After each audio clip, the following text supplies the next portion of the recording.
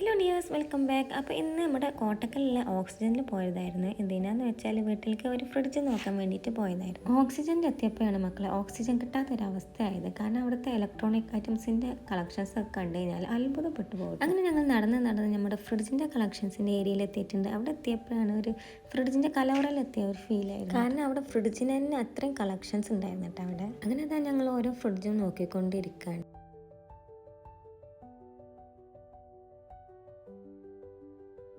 അങ്ങനെ ഈ ഒരു യെല്ലോ ഫ്രിഡ്ജ് എനിക്ക് നല്ല ഇഷ്ടമായിരുന്നു കേട്ടോ. ഒരു സിമ്പിളായിട്ടുള്ള ഒരു ഫ്രിഡ്ജായിരുന്നു കേട്ടോ അത്.